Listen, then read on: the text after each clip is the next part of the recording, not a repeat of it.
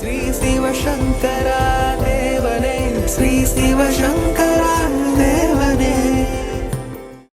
சங்கரம் சிவசங்கரம். Question from Govindan sir. மனம், மொழி, செயல் இந்த 3 நிலைகள்தான் மனித வாழ்க்கையை ஆளுமை செய்கின்றன என்றும், இம்மூன்றும் ஒரே நேர்கோட்டில் பயணிக்கும் போது மனித வாழ்க்கை செம்மைப்படுகிறது என்றும் தாங்கள் பல அருளுரைகளில் தெரிவித்திருக்கிறீர்கள். இதில் மனிதனின் ஒவ்வொரு செயலுக்கும் எதிர்வினை இருக்கிறது. அதைத்தான் ஆன்மீகம் கர்மா என்று அழைக்கிறது. அதே சமயத்தில் செயலில் முடிவடையாத மனித எண்ணங்கள், வாக்கு இவற்றுக்கு எதிர்வினை கிடையாதா? மனதால் ஒரு செயலை நினைத்தாலே அது ஒரு செயலை செய்ததற்கான பலனை தரும் என்று சொல்லும்போது, செயலாக்கம் பெறாத எண்ணங்களும் வார்த்தைகளும் கூட கர்மா அல்லது எதிர்வினைகளை தோற்றுவிக்கக்கூடியவைதானா? மனம், மொழி, மெய் அப்படிங்கிறாங்க. மனம் என்பது கர்மேந்திரியம். இப்போ கை கால் மாதிரி அது ஒரு உறுப்பு கிடையாது நம்ம உடம்புல. கர்மேந்திரியம், கர்மாக்களுக்கு காரணமாக இருக்கக்கூடிய தெரியாத ஒரு புலன். மொழி உங்களுக்கு தெரியுது. வாய்மைன்னா என்ன? நம்ம என்ன நினைக்கிறோமோ அதை தான் பேசணும். நம்ம என்ன பேசணுமோ அதே மாதிரி நடக்கணும். இந்த 3 சிங்கரனைஸ் ஆகணும், லயப்படணும். என்ன நினைக்கிறியோ அதை தான் பேசணும். நீ தப்பாக நினச்சா கூட தப்பு இல்லை, ஆனால் உன்னை பொறுத்தமாக தான் ரைட்டாக இருக்கணும். இப்போ எதை நினைக்கிறியோ அதை பேசணும், என்ன பேசினியோ அந்த மாதிரி நீ நடக்கணும். இது ரொம்ப ஈஸி தான், ஒன்றும் பெரிய கஷ்டம் இல்லை. அது வென் யூ ஆர், இப்போது இன்றைக்கி ஒரு விஷயம் சொல்கிற, போய் சொல்லிட்டேன்னா 10 நாள் கழித்து கேட்டால் வேறு மாதிரி சொல்லுவேன். நீ 2 4ன்னு நீ சொன்னியானா 40 நாள் கழித்து கேட்டாலே இது 4ஆக தான் இருக்கும். So truth is something which cannot be negated அப்படின்வாங்க. காலம் எதனாலும் மாறாத வஸ்து இருக்கிறதோ அதுதான் ட்ரூத்துன்னு சொல்லக்கூடியது. இப்போ வாய்மை எனப்படுவது யாதேனின் அப்படிங்கிறது. வாய்மைன்னா என்ன அப்படின்னா, யார் யாருக்கும் மற்றவங்களுக்கு எந்த ஒரு ப்ராப்ளமும் இல்லாத ஒரு வாழ்க்கை தத்துவம். ஸோ உன்னால் ஒன்றும், இப்போது லார்ட் செஸ்டர்ஃபீல்ட்னு ஒருத்தன் தான், அவன் on the rule of the ரோடுன்னு ஒரு ஆர்டிக்கல் எழுதியிருக்கான். அதில் அவன் என்ன சொல்கிறான், you very right, walk with a walking stick road provided the tip of your walking stick does not touch the back of the person who is walking in front of you. நீ walking ஸ்டிக்கை வச்சு வீசி நடக்கலாம், முன்னால் போகிற முதுகில் அந்த walking stick படக்கூடாது. அவ்வளோதான் வாழ்க்கை என்பது. அதனால் நல்லெண்ண செய்தல் அத்தீராயினும் அல்லது செய்தல் ஓம்புமேன். முடிஞ்சால் நல்லது சொல்லு, இல்லை கெட்டது பண்ணாமல் இரு. You may be poor, but நீ கடன் வாங்கி கல்யாணம் பண்ணி கடனாளி ஆகிட்டு ஒரு ரிச்சுன்னு காட்டிக்கிறத விட கஞ்சி குடிச்சிட்டு ஏழையாகவே இரு. What is wrong about it? அதனால் இட்ஸ் இன் அவர் ஓன், நம்முடைய பிளானிங் ஆஃப் லைஃப் என்னவோ அதுக்கு ஏற்ற மாதிரி தான் இருக்குது. எப்பயும் நீ உனக்காக வாழணும், மற்றவங்களுக்காக வாழ்ந்தால் தான் இந்த வம்புலெல்லாம் போய் மாட்டிக்குவேன். ஆல்வேஸ். இப்போ நீங்கள் என்ன நினைக்கிறீங்க, நீங்கள் கஷ்டப்படுறத பற்றியோ கடனாளியாக இருக்கிறத பற்றியோ உங்களுக்கு ப்ராப்ளமே இல்லை. மற்றவங்களுக்கு அது தெரிஞ்சிடக்கூடாதுங்கிறதுக்கு தான் நீங்கள் இல்லாத வம்பெல்லாம் போய் மாட்டிக்கிறீங்க. இது நாட். இப்போ உனக்கு நிஜமாகவே ஒரு ப்ராப்ளம் இருக்குது, வேறு யாராவது உனக்கு ஹெல்ப் பண்ண போகிறாங்களா? அவன் அதே வாய் வச்சு நேர வாய் பேசுவான். கண்ணு முன்னு தெரியாத நான் இப்போ பாரு எவ்வளோ கஷ்டப்படுறான் அப்படின்வான். அதனால் இந்த உலகத்துக்காக நீ வாழாத, உனக்கு எது ரைட்டுன்னு தோன்றோ அந்த மாதிரி வாழணும். ஸோ அப்படி வாழ்கிறவனுக்கு எந்த ப்ராப்ளமும் வரவே வராது. It's your own planning and decisions for your own life. You create your own formulas.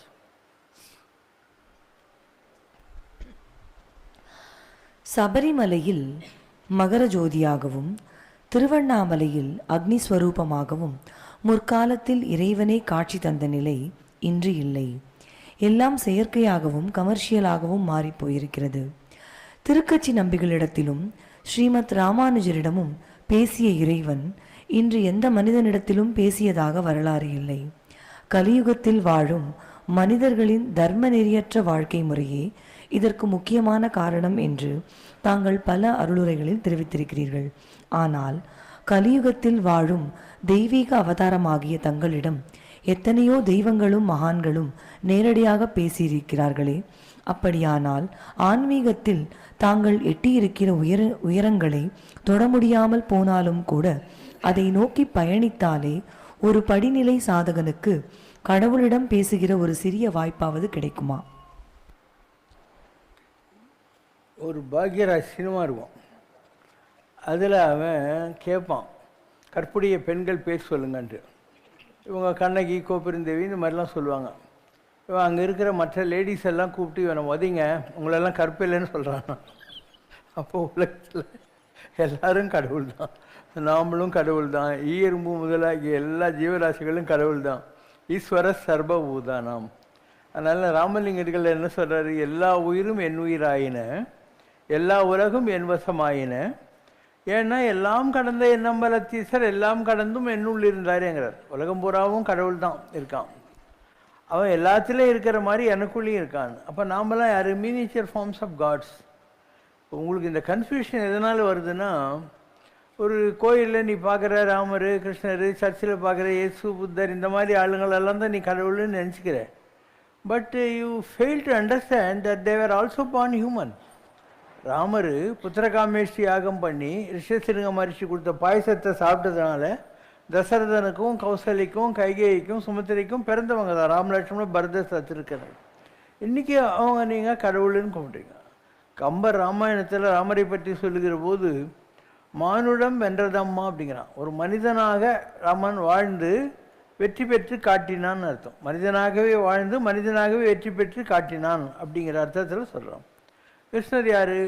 சிறையில் சிறைப்படுத்தப்பட்ட போது கம்சனால் வசுதேவனுக்கும் தேவகிக்கும் பிறந்து ஒருத்தி மகனாய் ஓரிரவில் வளர்க்கப்பட்டு அதுக்கு பின்னால் யசோதைக்கிட்டு இருந்து இப்படியெல்லாம் வளர்ந்து இந்த உலகத்தில் எல்லா விதமான அனுபவங்களையும் பார்த்து கொண்டிருந்த ஒரு உயர்ந்த தத்துவங்களை நமக்கு போதிக்க தன்னுடைய வாழ்க்கையை பாடமாக மாற்றிக்கொண்ட ஒரு தெய்வ வடிவம்.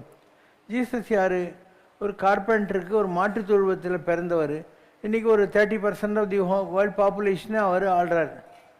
ஏன்னா யாரை? சிரிடி சாய்பாபா எங்கேயோ ஹைதராபாத்தில் பிறந்தார்.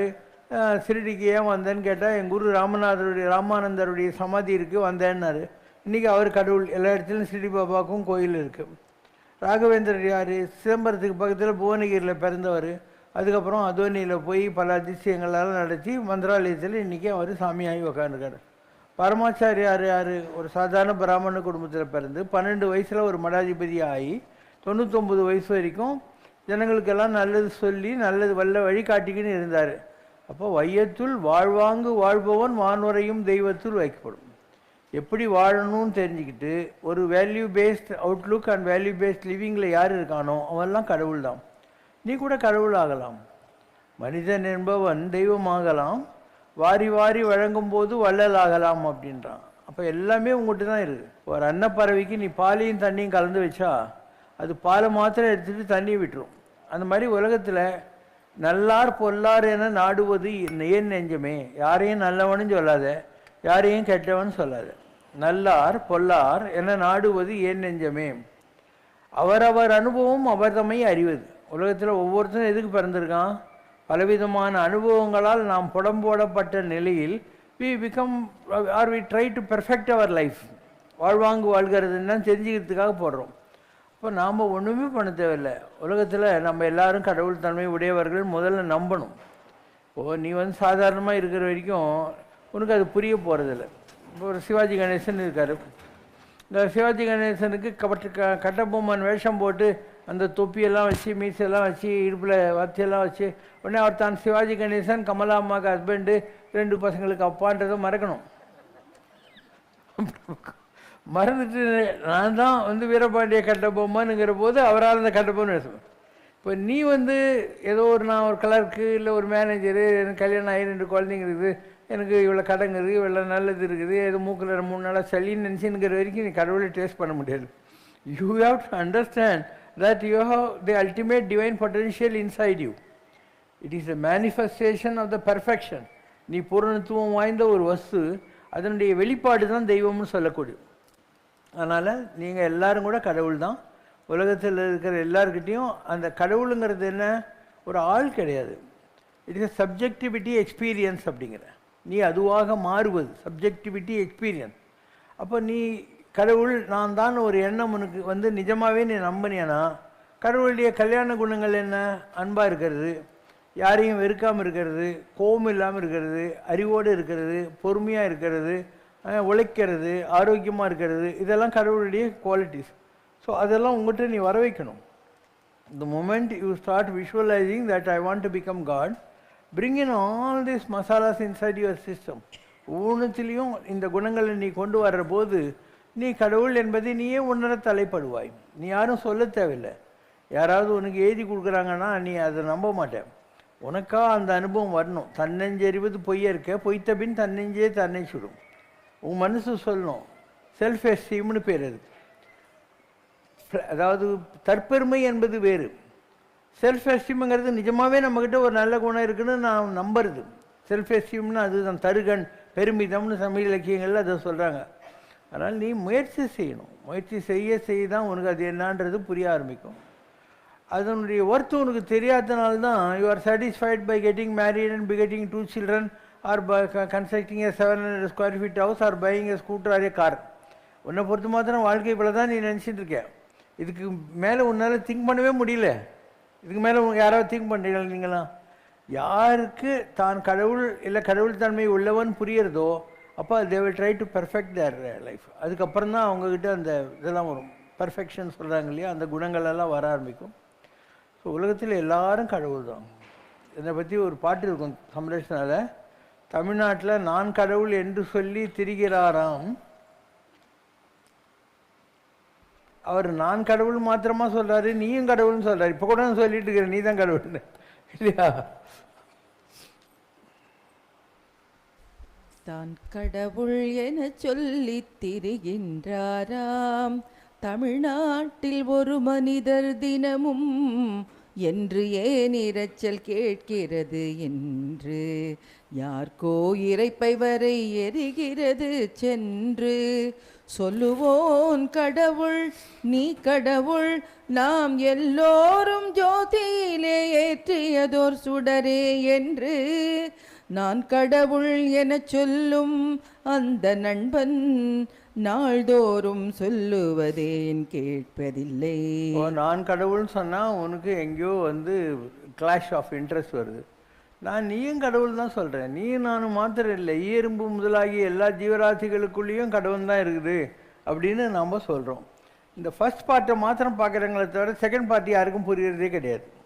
ஸோ இந்த உலகத்தில் இதுதான் ப்ராப்ளம். நமக்கு நம்மளை பற்றி மிக தாழ்வு மனப்பான்மை இருக்கிறது. நம்ம ஒவ்வொருத்தருக்குமே நாம் உருப்பட மாட்டோம் அப்படிங்கிற மாதிரியான ஒரு இன்ஃபீரியாரிட்டி காம்ப்ளெக்ஸ் இருக்கிறதுனால நம்ம எந்த அளவுக்கு டிவைன் பொட்டென்ஷியல் உள்ளவர்கள் என்பதை புரிந்து கொள்ள முடியாது தத்தளித்து கொண்டிருக்கிறோம்.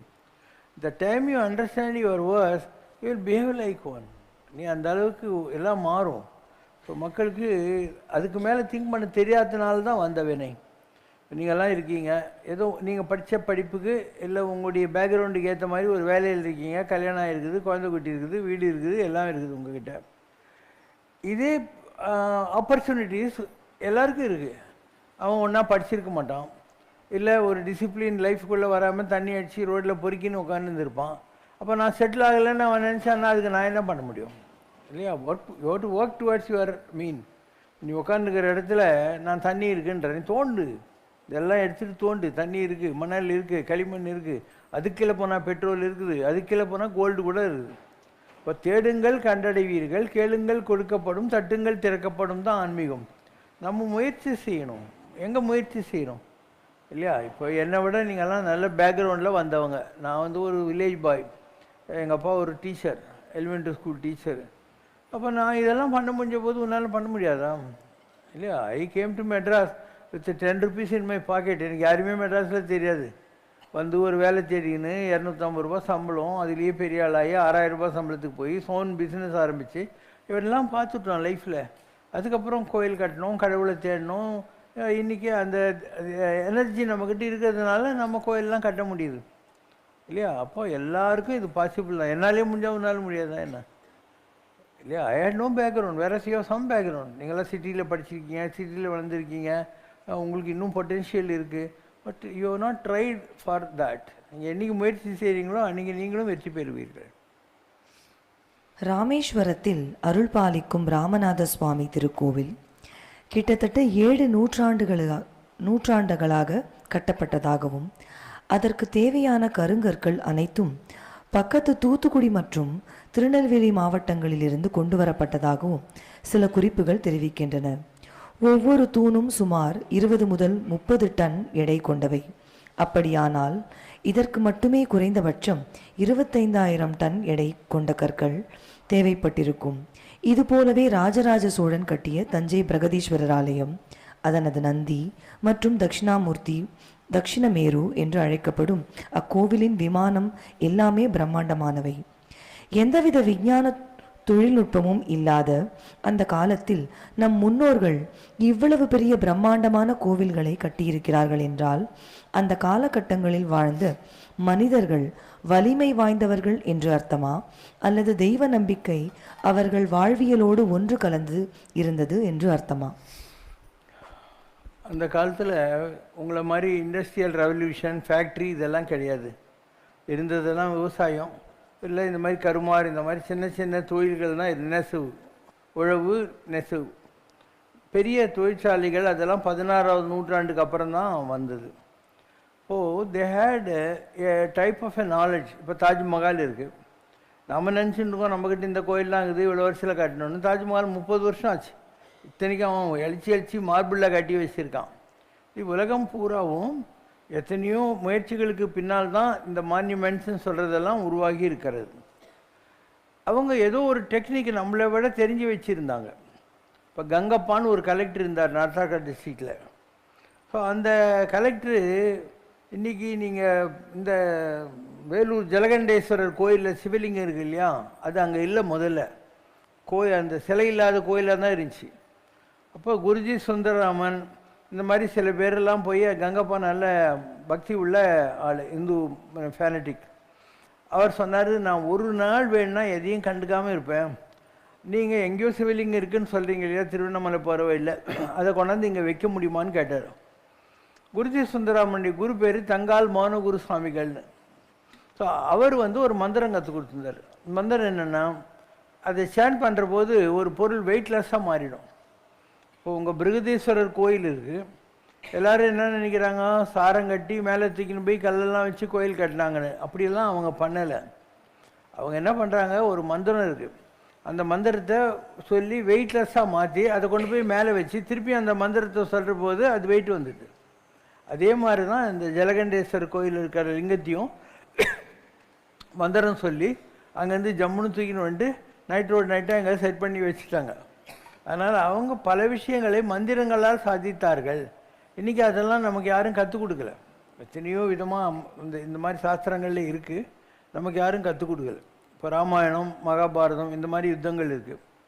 இப்போ என்ன, இவங்க வருணன்கிட்ட ஜபம் பண்ணி தபம் பண்ணுவாங்க, அவங்ககிட்ட ஒரு வரம் வாங்கிக்குவாங்க. இந்திரன்கிட்ட கேட்பாங்க, அக்னிக்கிட்ட கேட்பாங்க. இந்த மாதிரி ஒவ்வொரு தெய்வத்துக்கிட்டையும் ஒரு வரம் வாங்கிக்குவாங்க. ஒரு யுத்தம் நடக்கிற போது இவன் என்ன பண்ணான், ஒரு தர்பப்புல்லை எடுத்து மானசீகமாக அந்த மந்திரத்தை சொல்லி அக்னியாசரம் பண்ணுவான். இந்த தர்பை இப்படி பண்ண உடனே அதுலேருந்து புஷ்ஷுன்னு நெருப்பு போயினே இருக்கும். எதில் இருக்கிறவன் பார்ப்பான், எல்லாருக்கும் நாலேஜ் ஒன்று தானே. ஸோ அவன் பார்ப்பான், ஓ அக்னியாசனம் வருதான்னு சொல்லி அவன் வருணனை நினச்சி இன்னொரு தர்பையை கிள்ளி போடுவான். அப்போ இது இங்கேருந்து போகும், அது அங்கேருந்து மழையாக வரும், ரெண்டு அடிச்சுக்கிட்டு கீழே பொதுக்குன்னு விடும். இப்படியெல்லாம் they had high technologies.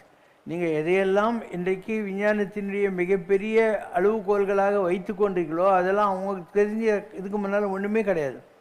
They where like that. இப்போ நம்ம ஏரோப்ளேன் பெரிய விஷயம்னு நினைக்கிறோம். ராமாயண காலத்திலேயே குபேரன்னு ஒருத்தன் தான், ராவணனுடைய பிரதர். அவங்ககிட்டருந்து ஒரே பிள்ளைனை வாங்கின்னு ராவணன் வச்சுருந்தான். ராமராவண யுத்தமெல்லாம் முடிஞ்சு இவர் நந்தி கிராமத்துக்கு அர்ஜென்ட்டாக போக வேண்டியிருக்கு. அப்போ இவர் என்ன பண்ணுறாரு, இந்திரனுடைய ஏரோப்ளேனை வாங்கிட்டு அதில் சீதா தேவி கூட போயிட்டு அங்கே போய் குதிக்கிறாரு. அப்போ 2 ஏரோப்ளேன் ராமாயண காலத்தில் இருந்திருக்கு. இப்போது ஒரு 800 வருஷத்துக்கு முன்னால் விக்ரமாதித்ய ராஜான்னு ஒருத்தர் இருந்திருக்கான். அவன் எழுதுகிறான், நான் ஏரோப்ளேனை கண்டுபிடிச்சிட்டேன், அதில் ட்ராவல் கூட பண்ணி பார்த்துட்டேன், அதனால் உலகத்துக்கு நல்லது நடக்காதுன்னு எனக்கு தெரியும், அதனால் நான் அந்த டெக்னாலஜியை என்னோட அழிச்சிடுறேன், யாருக்கும் இதை நான் சொல்லித்தர மாட்டேன் அப்படின்ட்டான். இப்போ ஒவ்வொரு காலகட்டத்திலையும் கண்டதே கண்டு கொண்டதே கொண்டு அப்படிங்கிற மாதிரி இருக்கிற டெக்னாலஜி வருது அழிஞ்சு போகுது, வருது அழிஞ்சு போகுது. இப்படி தான் இந்த உலகம் இயங்கி கொண்டிருக்கிறது. ஒவ்வொரு யுகத்துக்கும் ஒரு தர்மம் இருக்கும். இப்போ ராமாயண காலம் இதெல்லாம் வந்தால் மந்திர பலம்னு சொல்லுவாங்க. இப்போது கர்ணன் இருக்கான், அவன் போய் தவமெல்லாம் பண்ணான்னா அவனுக்கு கிடைக்கிது. அர்ஜுனன் போய் தவம் பண்ணுறான், அவனுக்கு பாசுபதாஸ்திரம் கிடைக்கிது. இதெல்லாம் மந்திர சித்திகளால் அடைந்தார்கள். இன்றைக்கி அந்த மந்திரத்தை சொல்லி அந்த சித்திகளை அடையிற அளவுக்கு ஜனங்களுக்கு பக்குவம் கிடையாது. அதனால் இவங்க என்ன பண்ணுறாங்க, $multi-billion செலவு பண்ணி அதையெல்லாம் பேலிஸ்டிக் மிசைலு அது இதுன்னு இப்போ ஜோசியத்துப்படி வர்ற 3ஆம் தேதி 4 கிரகமும் 5 கிரகமும் ஒன்றா சேருது. அப்போ இந்த மாதிரி டைமில் ஒரு யுத்தம் வரணும், கிரகங்களுடைய கிளாஷ் ஆஃப் இன்ட்ரெஸ்ட்டில் வரணும் அப்படிங்கிற மாதிரி.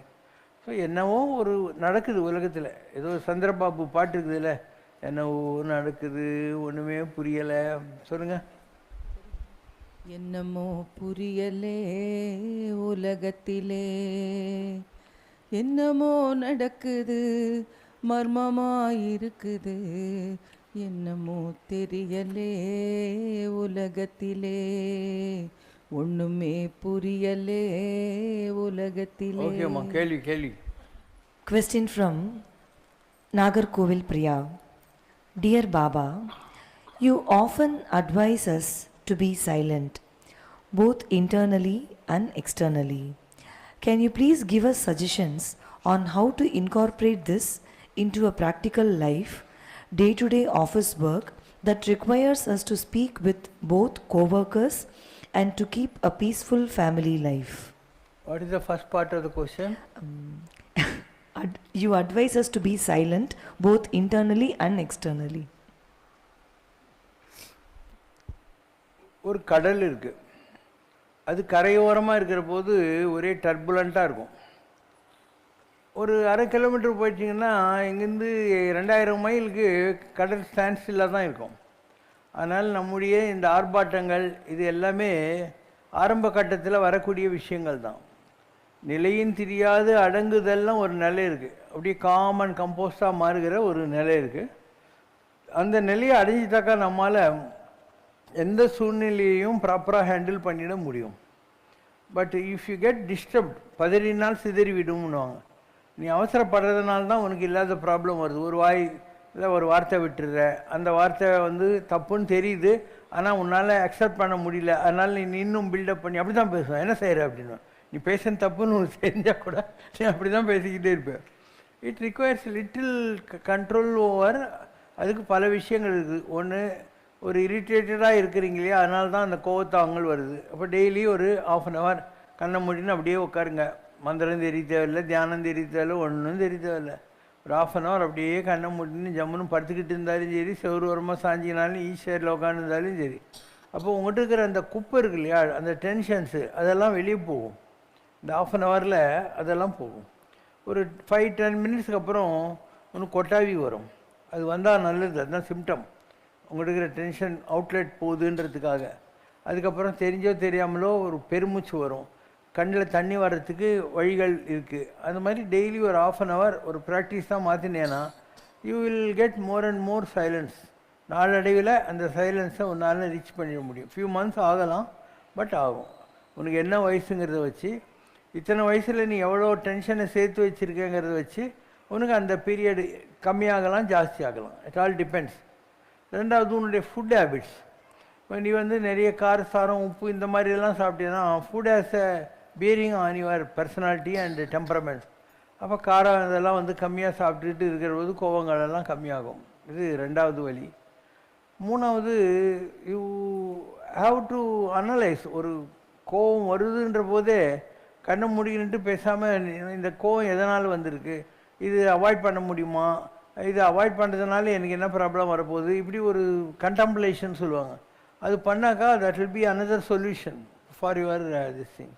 அதனால் கோவம் பெரிய விஷயம் இல்லை. திருவள்ளத்தில் ஒரு சாமியார் இருந்தார், சிவானந்த மௌனகுரு சுவாமிகள்னு.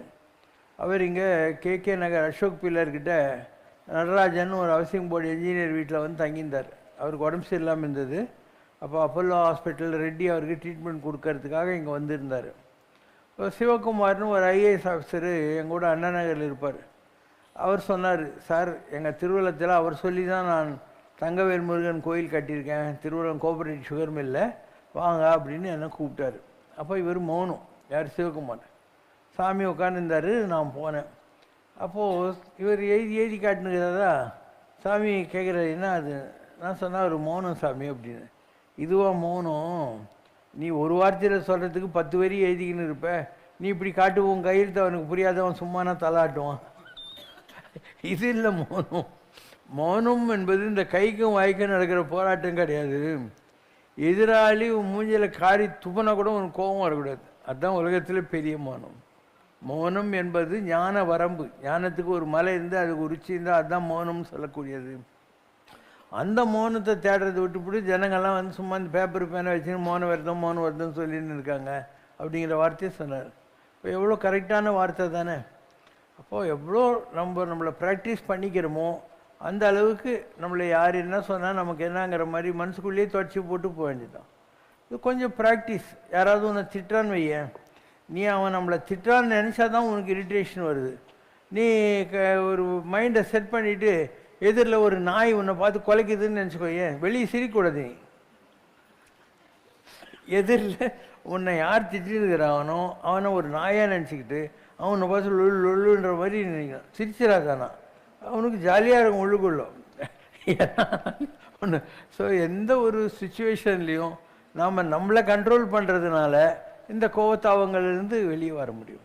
இல்லைன்னா சினமேனும் சேர்ந்தாரை கொல்லி இனமேனும் ஏமப்புனையை சுடும். கோபம் இருந்ததுன்னா தன்னுடைய உறவு சுற்றம் எல்லாத்தையுமே கெடுத்துருமா அது. அதனால் சினமேனும் சேர்ந்தாரை கொல்லி, யார்கிட்ட கோபம் வருதோ அவங்க எல்லாத்தையும் அழிச்சிரும், சுற்றம் முற்றம் எல்லாத்தையும் அழிச்சிரும்.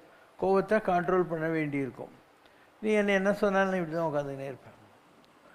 நான் இப்படி தான் உட்காந்துருப்பேன், காமாக தான் உட்காந்துருப்பேன். பல காரணங்கள். ஒன்று, இதெல்லாம் உனக்கு சொல்கிற அளவுக்கு எனக்கு முதலே புரிஞ்சிச்சு, இது ஒரு காரணம். ஏன்னா உனக்கு சொல்லணுன்னா எனக்கு இந்த அனுபவம்லாம் இல்லாமல் நான் இப்படி உனக்கு சொல்லிட முடியும். ரெண்டாவது, நான் உள்ளுக்குள்ளே எப்பயும் மந்திரம் சொல்லிக்கிட்டு இருக்கேன். நீ எந்த வேலை செஞ்சாலும் கேள்வி கேட்டாலையும் என்ன பண்ணாலையும் உள்ளுக்குள்ளே எனக்கு மந்திரம் ஓடிக்கிட்டே இருக்குது. சதாட்சரம் அஷ்டாட்சரம் 2 மந்திரம் வந்து ஓடிக்கிட்டே இருக்கும், உள்ளுக்குள்ளே ஓடிட்டே இருக்கும். அதனால் இந்த கேள்வி கேட்குறாங்க இல்லையா, இப்போ கூட அங்கே சார் வந்திருக்காருன்னு பார்த்ததுனால தான் அந்த கேள்வியோட ஃபஸ்ட் பார்ட்டை ரிப்பீட் பண்ண சொன்னேன். ஏன்னா மைண்ட் அங்கே போயிடுச்சு. அதனால் do one thing at a time with total precision.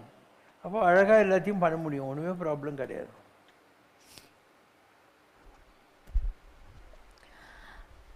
Question from a devotee from Malaysia.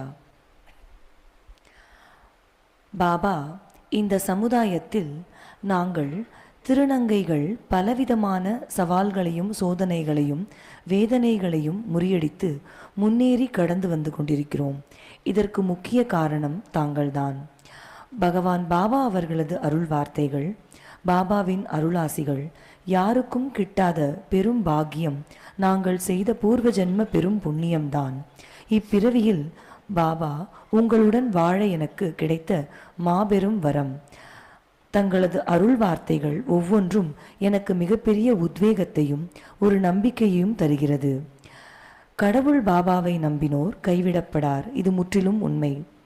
ஒவ்வொரு அருளுரைகளிலும் பாபா அவர்கள் என்னையும் சகோதரி என்று கூறும் பொழுது நானும் கடவுளின் சகோதரியாக இருப்பதில் பேரானந்தம் அடைகிறேன். நிச்சயமாக ஜென்ம ஜென்மமாக தங்களுடன் சம்ரக்ஷணா உறவுகள் நாங்கள் பயணம் செய்திருக்கிறோம். அதனால்தான் பாபா அவர்களுடைய அருளாசிகள் கிடைத்துள்ளது. இப்படி ஒரு பாக்கியம் கிடைப்பதற்கு காரணம் பூர்வ ஜென்ம பந்தமா அல்லது ஆத்ம தொடர்பா? உலகத்தில் படைப்பில் இதெல்லாம் இருக்குது. நீங்கள் என்ன நினச்சிக்கிட்டா ஆணாவோ பெண்ணாவோ அலியாவோ பிறந்தீங்க இல்லையா? கடவுளை பற்றி சொல்கிற போது ஆணாவும் அலியாவும் பெண்ணாவும் இருக்கான் அப்படிங்கிற மாதிரிலாம் கடவுளையே அப்படி சொல்லுகிறது. அதனால் நேச்சுரலாக ஒரு ஆள் இப்படி இருக்கிறதுங்கிறது ஒரு பெரிய விஷயம் கிடையாது. இப்போ நிறைய திருநங்கைகள் போய் நல்லா படித்து அவங்களுக்கு தனியாக கோட்டாவே இருக்குது. இன்றைக்கி வேலையில் போலீஸ்லலாம் இருக்காங்க திருநங்கைகள் எல்லாம். அதனால் இது ஒரு கேவலமான விஷயம் அல்ல. ஈவன் மகாபாரத காலத்திலேயே ராம ஒரு சாபத்தினால் அர்ஜுனனே அந்த மாதிரி இருந்திருக்கான். அப்போ இவன் என்ன பண்ணுறான், அலியா இருந்து அந்த டான்ஸு டீச்சராக அந்த பொண்ணுக்கு கற்றுக் கொடுத்து தன்னுடைய மகன் அபிமன்யுக்கு அவளை கல்யாணம் பண்ணி வைக்கிறதுக்கு அது காரண காரியங்களாக இருந்தது அப்படிங்கிறோம். அதே மாதிரி அலிகளுக்கு எதிராக பீஷ்மர் ஆயுதம் ஏந்த மாட்டாருண்டு.